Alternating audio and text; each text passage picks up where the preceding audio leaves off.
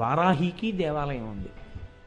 అక్కడ ఉన్నటువంటి అమ్మవారు రాజశ్యామల 8 చేతులతో వీణ పట్టుకొని ఉంటుంది. అపారమైనటువంటి బుద్ధిని కటాక్షిస్తుంది, గొప్ప జ్ఞానాన్ని ఇస్తుంది.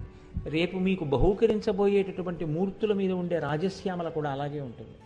బుద్ధిస్వరూపిణి అయి విద్యాస్వరూపిణి అయి ఉంటుంది ఆ తల్లి. అంత గొప్ప క్షేత్రం ఆ క్షేత్రం. కాంచీ క్షేత్రంలో అమ్మవారి యొక్క గొప్పతనం ఏమి, అసలు దానికి కాంచీ అని పేరు ఎందుకు వచ్చింది అంటే, ఈ లోకంలో పుట్టిన వాళ్ళందరూ ఆవిడ బిడ్డలే అని చెప్పడానికి మొన్నటి రోజున మీకు నేను ఆ రత్నకింకిణికారమ్య రచనాదామభూషిత అన్న నామం దగ్గర వివరణ చేసి ఉన్నాను. అమ్మవారి యొక్క నాభీస్థానం ఎక్కడికి వస్తుందో కంచి అక్కడ ఉంది క్షేత్రం. మనందరికీ అమ్మవారితో నాభీ సంబంధం ఉంది. నాభీ సంబంధం తెగిన హృదయ సంబంధం ఉంది. ఆవిడ మనకి కన్న తల్లి. కాబట్టి కాంచి దేశపటాన్నంతటినీ ఒక అమ్మవారిగా చూస్తే అమ్మవారి యొక్క నాభీ ప్రదేశం ఉన్నటువంటి క్షేత్రం కంచి క్షేత్రం. అక్కడ ఉత్తర భారతదేశంలో హిమాలయాల్లో ఒకప్పుడు కాత్యాయనుడు అనేటటువంటి మహర్షి పరమశివుడి గురించి తపస్సు చేశాడు. శంకరుడు ప్రత్యక్షమై నీకేం కావాలని అడిగాడు. నాకు అమ్మవారిని నా కూతురిగా చేసుకోవాలనుంది అని కోరిక వెలిబుచ్చాడు. నీకు తప్పకుండా నీ కోరిక నెరవేరుతుంది అని ఈశ్వరుడు అంతర్ధానమయ్యాడు. ఆయన అలాగే అనుష్ఠానాన్ని కొనసాగిస్తున్నారు. ఒకరోజు బోసి నవ్వులు నవ్వుతూ అత్యంత సౌందర్య రాశి అయిన ఒక చిన్న పిల్ల ఆయన కన్నులు మూసుకుని ఉండగా పాక్కుంటూ వచ్చి ఆయన తొడల మీద చెయ్యి వేసి ఆయన్ని బహిర్ముఖుణ్ణి చేసింది. ఆయన కన్నులు విప్పి చూసేటప్పటికీ ఆయన గుర్తించారు, ఆ త్రిపుర సుందరి ఆ జగదంబయే తనకి కూతురుగా వచ్చి ఒడిలో ఆడుకుంటోంది అని. కాత్యాయన మహర్షికి కుమార్తెగా వచ్చింది కాబట్టి అలా చంటి పిల్ల రూపంలో వచ్చి మహర్షి ఒళ్ళో ఆడుకుంటున్నటువంటి ఆ తల్లి పేరే కాత్యాయిని. ఆ కాత్యాయినికి యుక్త వయస్సు వచ్చింది. యుక్త వయస్సు వచ్చినప్పుడు ఆ కాత్యాయన మహర్షికి ఈమెకి భర్తని తీసుకొచ్చి వివాహం చెయ్యాలి. ఆమె ఎక్కడ పుట్టినా ఎప్పుడు పుట్టినా ఆమె యొక్క భర్త పరమేశ్వరుడే. పరమేశ్వరుణ్ణి తెచ్చి ఎలా వివాహం చేయడం ఆయనకు అర్థం కాలేదు.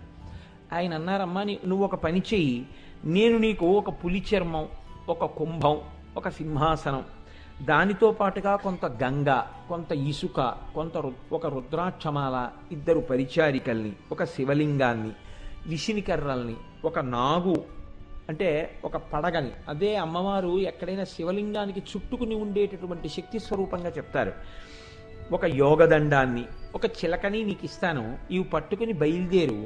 నువ్వు నడిచి వెడుతుండగా ఎక్కడికి వెళ్ళిన తరువాత ఇవన్నీ అకస్మాత్తుగా చెట్లయిపోతాయో అక్కడ నీకు నీ భర్త లభిస్తాడని గుర్తు. అక్కడ తపస్సు చేయమని చెప్పారు. చెబితే అమ్మవారు బయలుదేరి వెడుతుండగా కాంచీ క్షేత్రం దగ్గరికి వచ్చిన తర్వాత అవన్నీ చెట్లయిపోయాయి. చెట్లయిపోతే అమ్మవారు గుర్తించింది, ఇక్కడే నాకు నా భర్త లభిస్తారు అని. అక్కడ కూర్చుని ఆవిడ చేతులతో ఆవిడ ఇసకని దగ్గరికి తీసి సైకతలింగాన్ని చేసింది. ఆ సైకతలింగం చేసి ఆ సైకతలింగానికి రోజు అభిషేకం చేసి ఆరాధన చేసేది. ఈశ్వరుడు ఎప్పుడూ పరీక్షిస్తుంటాడు ఆవిడ వైభవాన్ని ప్రకటింప చేయడానికి. ఆవిడ్ని పరీక్షించడం ఆయన ఉద్దేశ్యం కాదు. ఆ పక్కన ఉండేటటువంటి వైఘై గంగానది పొంగి ఆ నీటి ప్రవాహం ఈ సైకతలింగం మీదకి వస్తుంది. సైకతలింగానికి తగిలింది. ఆవిడ వెంటనే తన దగ్గర ఉన్నటువంటి పరిచారికల్లో ఒక ఆమె కాళి, ఆ కాళిని ప్రార్థన చేసింది. ఆమె తన బాహువులన్నిటితో గంగని అడ్డినా ఆ వైఘై ప్రవహించి లోపలికి వస్తోంది. అప్పుడు ఆవిడ కాంచిలో ఉన్నటువంటి వరదరాజస్వామిని ప్రార్థించింది. శ్రీ మహావిష్ణువు ఆ గంగా ప్రవాహాన్ని ఆపారు. అప్పుడు ఆ తల్లి సైకతలింగాన్ని కౌగిలించుకుంది. ఆ శివలింగ స్వరూపం ఏమైనా అయిపోతుందేమో. అందుకే మీకు కాంచీలో ఉన్నటువంటి శివలింగం అమ్మవారి చేత కౌగిలింపబడినదిగా మీకు కనపడుతూ ఉంటుంది. అక్కడ దర్శనం అంతా అలా ఉంటాయి అక్కడ ఉండే మూర్తులు. అందులోంచి పరమశివుడు ఆవిర్భవించి ఆమెని స్వీకరించాడు ఏకామ్రేశ్వరుడు అన్న పేరుతో. అక్కడ వేదము చెట్టుగా వచ్చింది. ఆ వేదము చెట్టుగా రాబట్టే 4 కొమ్మలు 4 రకాలైనటువంటి మామిడి పళ్ళు పండుతాయి. 4 కొమ్మలకి పండిన మామిడి పళ్ళు 4 రుచులతో ఉంటాయి. ఆ మామిడి పండు నిస్సంతులైనటువంటి స్త్రీలు కానీ పురుషులు కానీ తీసుకుంటే బిడ్డలు పుడుతూ ఉంటారు. అంత పరమ పవిత్రమైనటువంటి వృక్షం. ఆ మామిడి చెట్టు కింద కూర్చునే అమ్మవారు తపస్సు చేసింది. అక్కడే ఈశ్వరుణ్ణి భర్తగా పొందింది. అందుకని అది ఏకామ్రేశ్వర క్షేత్రమై శివకంచి కంచి కామాక్షి అమ్మ అక్కడ వెలిసింది. అమ్మవారి పూజా విధానాన్ని రూపకల్పన చేసినటువంటి వ్యక్తి దుర్వాసో మహర్షి. ఇప్పటికీ కాంచీ క్షేత్రంలో అమ్మవారికి సంబంధించినటువంటి ఉత్సవాలు కానీ, అమ్మవారికి సంబంధించినటువంటి పూజలు కానీ దూర్వాసో మహర్షి ఎలా నిర్ణయం చేశారో అలాగే జరుగుతాయి. ఇప్పటికీ మీరు కంచి క్షేత్రంలోకి వెళ్ళి చూస్తే ప్రశాంతవదనంతో కూర్చుని తపస్సు చేసుకుంటున్నటువంటి దుర్వాసో మహర్షి కనపడతారు. కంచి క్షేత్రంలో ఉన్న గొప్పతనం ఏమిటంటే, మీరు అమ్మవారి యొక్క అద్దాల మంటపం దగ్గరికి వెళ్ళి ఆ మంటపం యొక్క కిటికీలోంచి చూస్తే అంతరాలయంలో ఉన్నటువంటి మూల విరాట్ దర్శనం అవుతుంది. అలా ఉంటుంది అమ్మవారి దేవాలయం. అమ్మవారి దేవాలయానికి ఉన్నటువంటి 24 స్తంభాలని గాయత్రి మంటపం అని పిలుస్తారు. ఆ 24 స్తంభాలే గాయత్రి మహామంత్రంలో ఉన్నటువంటి 24 బీజాక్షరాలు. అందుకే ఎవరైనా సరే కామాక్షి అమ్మవారి దగ్గరికి వెళ్ళి ఆవిడ ఎదురుగుండా కూర్చుని తమ కష్టం చెప్పుకుంటే తీరకపోవడం అన్నది ఉండదు. ఎవరికి ఏ కోరికైనా సరే ఆమె తీర్చగలదు. ఎందుకు తీర్చగలదు అంటే ఆవిడ పేరే కామాక్షి. అక్షి అంటే కన్ను, క అంటే బ్రహ్మశక్తి, మ అంటే విష్ణుశక్తి. బ్రహ్మశక్తి సరస్వతి, విష్ణుశక్తి లక్ష్మి. ఆవిడ పాదముల మీదకి వెళ్ళి పడినవాడికి ఐశ్వర్యం కావాలంటే ఐశ్వర్యం వస్తుంది, సరస్వతీ కటాక్షం కావాలంటే సరస్వతీ కటాక్షం వస్తుంది.